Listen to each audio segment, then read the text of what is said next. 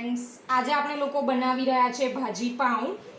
ભાજી પાઉં બનાવવા માટે મેં બાફી લીધી છે શાકભાજી. એમાં કઈ શાકભાજી લઈ શકાય? તો ફુલેવર લીધું છે, બટેકા લીધા છે, કોબીજ લીધી છે, વટાણા લીધા છે. તમે રીંગણ, પાપડી આવું બધું પણ એડ કરી શકો છો, તુવેરના દાણા.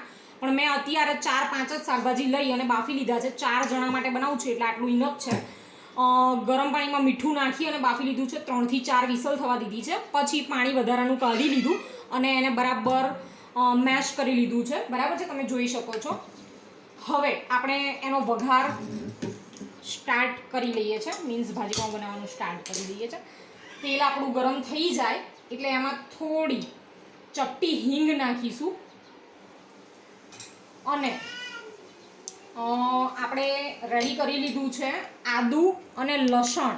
એની અંદર લાલ મરચું નાખી અને મિક્સરના જારમાં ક્રશ કરી લીધું છે. તો આપણે આને એડ કરી દઈએ છીએ. આને 1.5 થી 2 મિનિટ સુધી આ રીતે થવા દઈશું. એટલે લસણનો કાચા હોવાનો ટેસ્ટ બિલકુલ નહીં આવે, સરસ મસ્ત ટેસ્ટ આવશે આનો.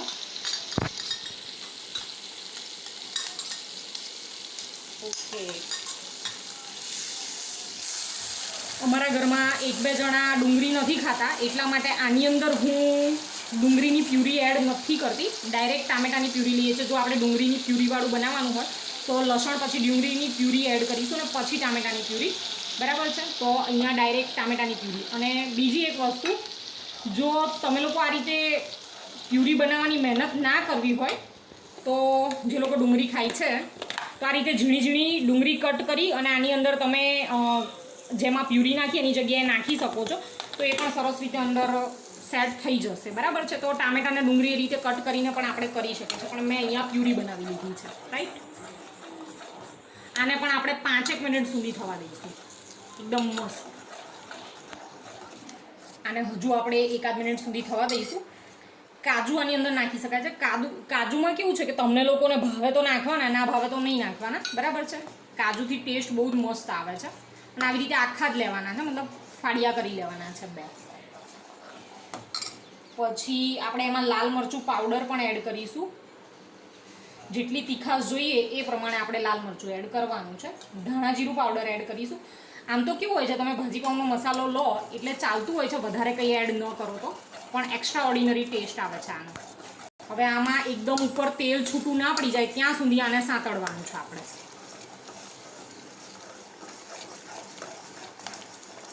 જોઈ શકો છો તેલ છૂટ્યું છે, પરપોટામાં તેલ જ દેખાય છે. બરાબર છે, હવે આપણે જે ભાજી રેડી કરીને રાખી છે એ આની અંદર એડ કરી દઈશું. આને ધોઈ અને બધું ચોંટ્યું હોય તો પાણી આમાં એડ કરી દેવાનું છે. એમ પણ થોડું પાણી એડ કરવું જરૂરી છે. આને બરાબર હલાવી લઈશું. અને આ જેટલું વધારે ગરમ થશે અને ખદખદશે એટલો એનો ટેસ્ટ વધારે મસ્ત આવશે.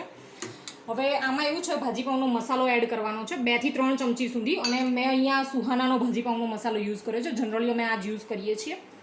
અને ઓઇલમાં પણ તમે આનો વઘાર કરી શકો છો, બટરમાં પણ કરી શકો છો. બરાબર છે, અને અમે લોકો થોડું સ્વીટ ખાઈએ છીએ એટલે હું ખાંડ એડ કરી દઈ છું, 1/2 ચમચી જેટલી.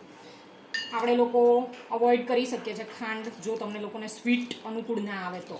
અને તીખાશ અને ખટાશ તો કેવી વસ્તુ છે કે આપણે આપણા ટેસ્ટ મુજબ લેવાનું છે, વધારે ઓછું. એના માટે કોઈ ફિક્સ માપ આપી ના શકાય, કારણ કે કોઈ વધારે તીખું ખાય, કોઈ ઓછું તીખું ખાય. બરાબર છે, આની અંદર હવે આપણે મીઠું ધ્યાન રાખવાનું છે, માપનું નાખવાનું છે. કારણ કે જ્યારે તમે લોકો ભાજીને બાફવા મૂકો છો, મતલબ શાકભાજીને, ત્યારે એની અંદર મીઠું એડ કરી દો છો. એટલે અત્યારે મીઠું આપણે ઓછું નાખીશું, મતલબ જરૂરિયાત જેટલું. અને પછી ટેસ્ટ કરીને તમને લાગે તો તમારે એડ કરી દેવાનું છે. હવે આપણે એની અંદર લીંબુ નીચોવી દઈશું.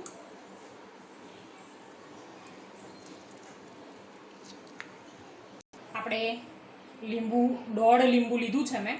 બરાબર છે, નીચવી દીધું છે. હવે આને બરાબર સેટ થવા દઈશું. લગભગ 10 મિનિટ સુધી આપણે આને હલાવતા રહીશું વ્યવસ્થિત ધીમા તાપે. રેડી છે આપણી ભાજી. જોઈ શકો છો તેલ પણ ઉપર આવી ગયું છે. રાઈટ, હવે આપણે એને સર્વિંગ બાઉલની અંદર લઈ લઈશું.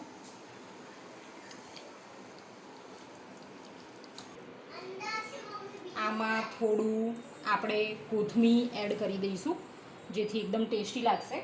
અને આની ઉપર આપણે આમાં લેમન અને થોડી ડુંગળી આવી રીતે એડ કરી અને સર્વ કરીશું તો વધારે ટેસ્ટી લાગશે. અને બટર હોય તો બટરનો એક કટ પણ અહીંયા મૂકી શકાય છે અને પાઉં સાથે આને પીરસી અને ખૂબ મજા આવે છે ખાવાની. Thank you so much.